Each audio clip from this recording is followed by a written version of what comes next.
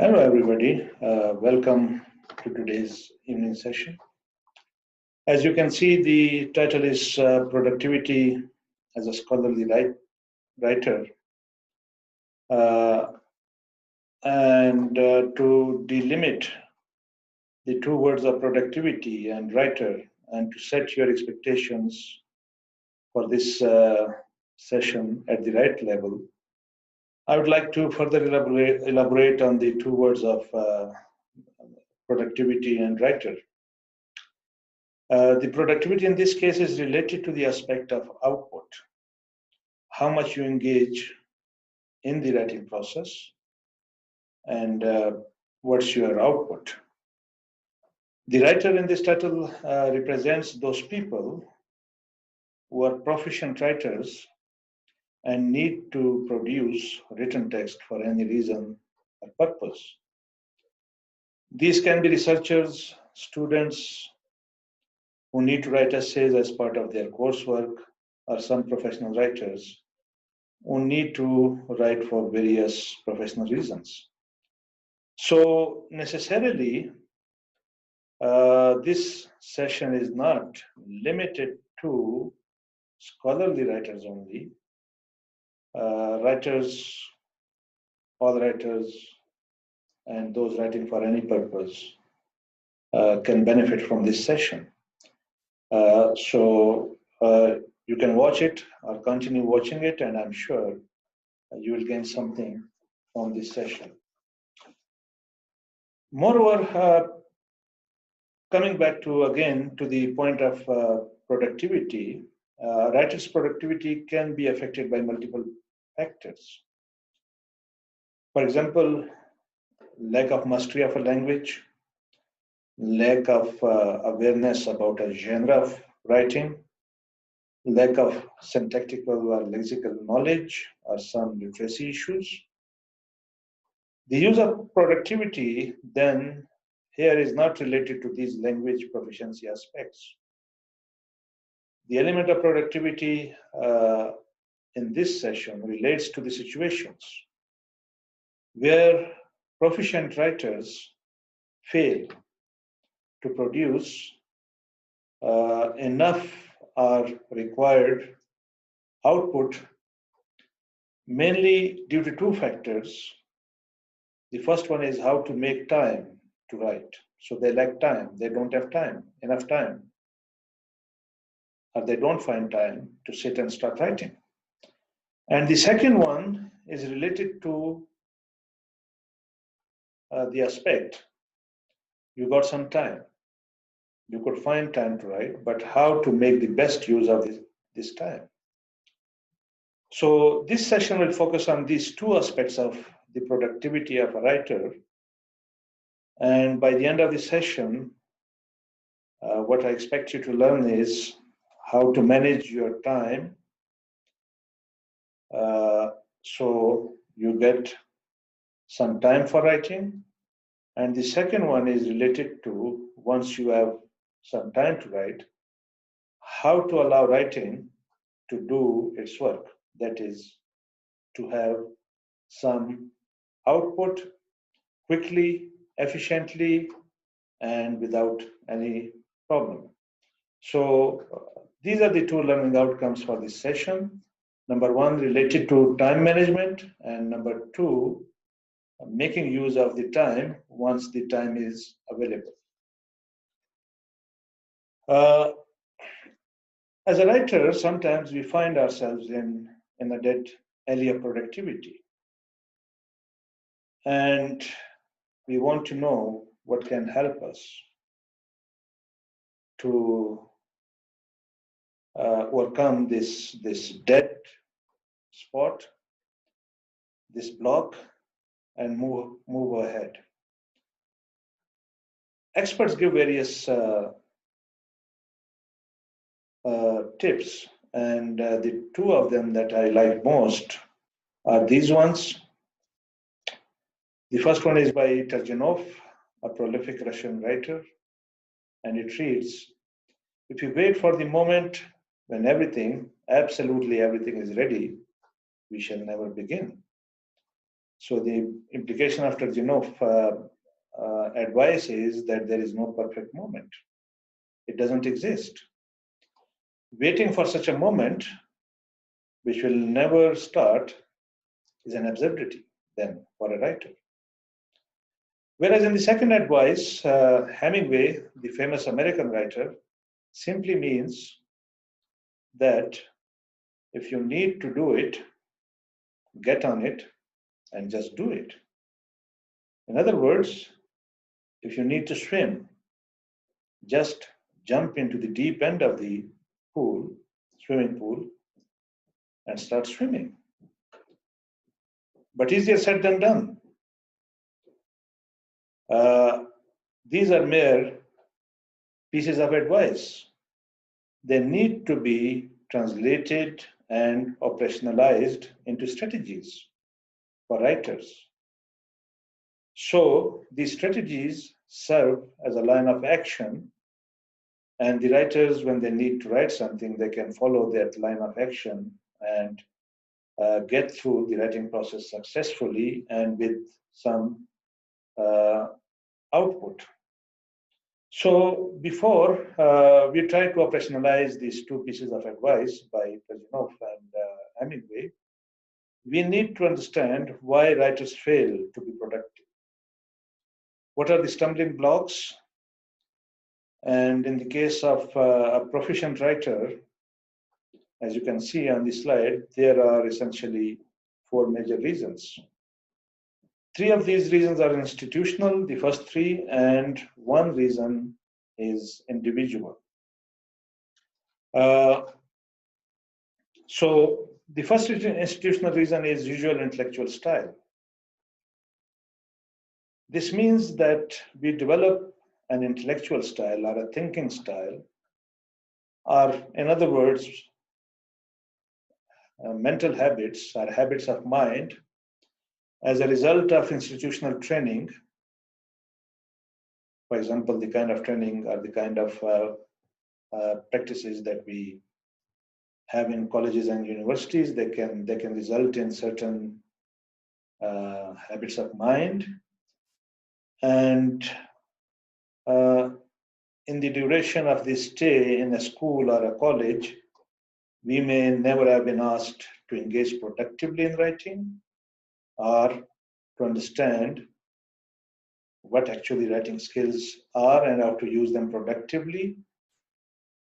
And these habits and this intellectual style may still persist and impact us in situations where we are required to be productive as writers, but because we have never adopted the requisite intellectual style, so we fail to be productive.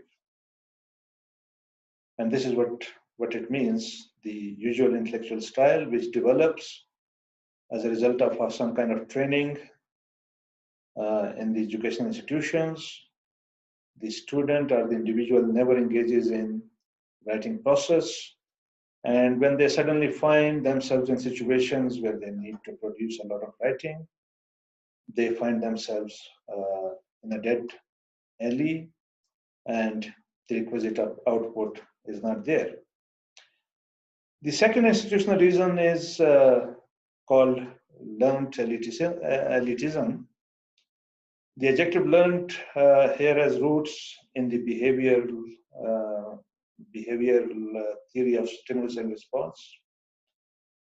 And learned elitism refers to the idea that already a lot of people are publishing, and the new and unpublished writers have nothing to say, and even if they write something, it must be new, otherwise it's not worth writing, and they shouldn't attempt at all if it is not something new and something which is done for the first time. And this idea and this approach and sometimes this thought becomes a mental block, a psychological block for writing. The third factor represents contextual factors, that is surroundings, which affect a writer's productivity. An example of this is sort of workload in a workplace, For example, I'm a faculty member in a university. I need to prepare my lessons. I need to go and teach. Then I need to spend time on students' tutoring, their assessment, their assignments, and then over and above, I need to engage in some kind of management and administrative responsibilities.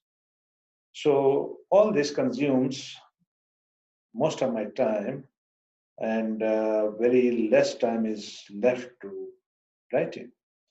So these are the contextual factors, these are the factors which exist in our surroundings, and they are sometimes beyond our control.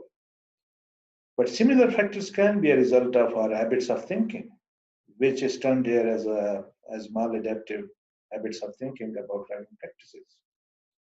So I may think, it may not actually exist, but I may think that I don't have enough time to write, so I cannot write now, and then I keep on postponing it. I may think that, I just have 2 hours, and 2 hours are not enough to take a start. So I need a full day, and I'll write when the full day is available, when I'm off from teaching or I'm at home for holidays, so then I'll write. So these are the kind of habits of thinking which results in postponement of the writing process. And simply they can be termed as procrastination also. And these two factors of postponement and procrastination then render a writer unproductive. But now the question comes, how can we eliminate these reasons? Well, we got the advice from Turgenev, we got the advice from Hemingway, but as I said, they are broadly words. We need to translate them into some kind of, or operationalize them into some kind of strategy. So the writer has a checklist, and with the help of the checklist, the writer sets to writing, and this writing process or this time of writing results in some kind of output. So I'm suggesting the strategy which is termed as Morikos, or you may call it Morikos. The reason for that is that there are 4 aspects of this strategy, and I picked the first 2 letters of the first 3 strategies and the first letter of the last strategy, and came up with this name Morikos. So the first one is Mo, which represents momentum. The second one is Re, which represents regimen. The third one is Ko, which is comfort. And the fourth one is S, which is social skills.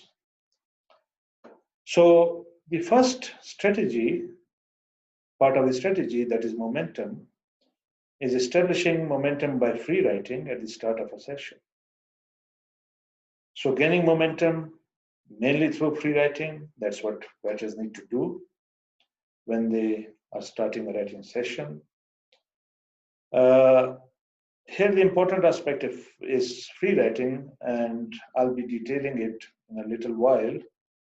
It's very important, and it can help a lot of writers if they engage in this process. And the importance of this first part of the strategy, that is momentum by free writing, is that you need to take a start somewhere to write something, and many a times the writers can't write because they don't find the right kind of start. They don't, if they need to write a piece of writing or they need to write an essay or a paper, they don't know where to start from. So free writing can help with taking a start and overcoming this challenge of finding where the thread starts from or where to pick the thread from. So that is establishing momentum. The second one is establishing a regime of writing. This is related to setting writing as one of your daily routine. You can assign and set aside specific and suitable time every day, or some days of the week, or some weeks of the month for writing. Deciding on such a time depends on your personal disposition. For example, you may think that you can write a lot early in the morning because then you're fresh and can think much better. So then you should set early morning hours of your routine for this writing regime. Sorry, it's like setting a time for gym, a daily exercise, or watching TV, or engaging in some kind of activities with your family. So you also take writing as one of the routines of your life. You set aside a time for it, and then you use that time only and only for engaging in the writing process. And this helps in overcoming this excuse that I mentioned earlier that, oh, I don't have time, so I cannot write. Now you got a time in your routine, and you can use that time to engage in the process of writing. So that is the second aspect of the strategy. The third aspect is comfort. Make writing enjoyable to yourself. Do not feel miserable while writing, and it can be done in a number of ways. So while you are going through your daily writing routine and you need some break, do take a break.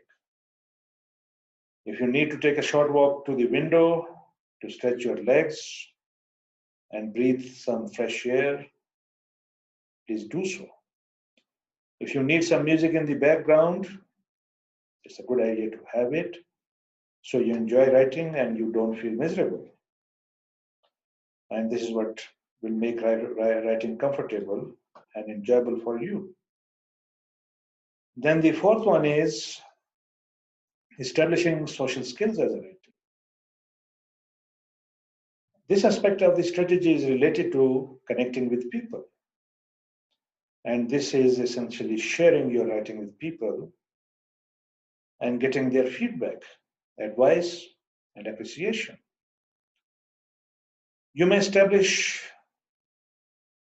a group of writers, you may join a network of writers, you may start your own network of writers, you may find a way to share your writing on through social network, for example, blogging, and then ask people to tell you how have you written, to discuss the ideas that you have shared, to discuss the way you have shared these ideas. So in this way, you get a feedback, and it keeps you motivated and it keeps the momentum going. Boyce summarizes these four elements of the Maracas strategy in this way. So it's the habits necessarily, productivity, writing, all the red words are the words in red are keywords, and they help writing more successful and they help writers more productive. Now I turn to explaining free writing and two strategies of free writing. Free writing is a very important skill. The technique can be considered as a master key to many locks. The locks which keep a writer high and dry of any productivity. Free writing has been popularized by Peter Elbow. He believed in the democratization of writing and believed that writing can be done without teachers, as the title of the book also suggests. And then he went ahead and suggested some techniques of free writing in one of his essays. And I'm going to discuss them next. But before that, let's understand what's free writing. So in simple words, free writing is careless mental speaking. The word careless suggests that you shouldn't care too much about what you're writing. Then it's in the mind, so whatever is in the mind is okay. But here it shouldn't be misunderstood for the thinking process. The thinking process is one part of free writing. The other part is taking that thinking and putting it into some kind of writing. It can be on your desktop in a Word document, or it can be on a piece of paper where you roll your pen and you register careless mental, this careless mental speaking. And this process doesn't finish here. The other part of the free writing is careful mental writing, which is the second step or the second stage of writing, free writing. But before we go there, I'll explain two strategies of free writing. The first one is the collage form of writing, and the second one is the skeleton form of writing. I'll try to explain them with a visual on my screen, so I hope you understand that. But before I discuss them separately, an important thing needs to be understood. The starting point of both these forms of writing, collage form and skeleton form, is obviously that you have a topic to write about. So in your writing regime sessions, you sit and you think and you write your ideas about this topic. The important thing is this writing should be spontaneous and without thinking too much and too carefully about your topic or your ideas. The target is to write more and speedily and not accurately. The ideas might be generated directly by your brain, or you might read, and this reading might stimulate some ideas, and then you set to write these ideas on a piece of paper or in a Word document through your keyboard. But remember the key points, that it is spontaneous, it's careless, the purpose is speed, the purpose is to write more, and the purpose is not to write accurately, and the purpose is not to evaluate the validity of your ideas. That will come at a later stage. At this stage, you need to get out what's there in the brain. And once you have done that, that is in your writing sessions, writing regimen sessions, you wrote freely and spontaneously, and then you thought that you have written enough, and there are a lot of ideas, and you need not write any more. Whatever you have written is exhaustive and detailed, and you cannot go any further, or you do not need any further free writing sessions. So then comes the stage for collage form of writing or skeleton form of writing. So again, I would like to emphasize that before you reach these two stages, or you opt for any one of them, the first stage is writing, thinking and writing. So you have been thinking, and as I said, this thinking might have been stimulated directly by your brain, or this might have been stimulated by some kind of reading, and you keep on registering these thoughts on a piece of paper or in a Word document on your desktop or in your computer or any device that you are using. And now comes the stage to choose from collage form or the skeleton form. And I'll try to explain them with the help of a Word document. So here we go, and you can see a lot of colored rectangles or boxes or blobs on this in this Word document. Consider them as paragraphs resulting from your free writing sessions. So let's first discuss the collage form. So let's say all these paragraphs are there, and now I read them carefully, and I start choosing uh, the paragraphs that I need. But what will determine my need? There are two factors which will determine my need, or which will determine the criteria for selection of the paragraphs from my free writing or the parts of my free writing.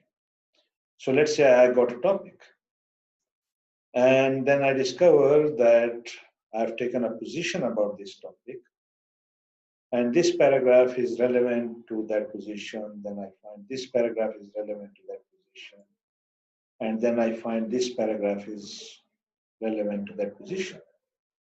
So, sorry.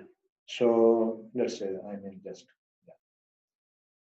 So what I do, I open a new Word document and I start copying and pasting these paragraphs in a sequence. And then later on, this sequence can be the various points of my topic, uh, organized sequentially, or these can be the points that I need to discuss about my topic. So let's say I had a topic and I had an idea what to write about that topic, but then I needed details. So now in this paragraph, there's detail, and then I pick them and add them here. Or in another case, I didn't know what to write about that topic or what aspects or ideas I needed about that topic. So I started writing, and then I started picking the important points, the important paragraphs, and I put them here.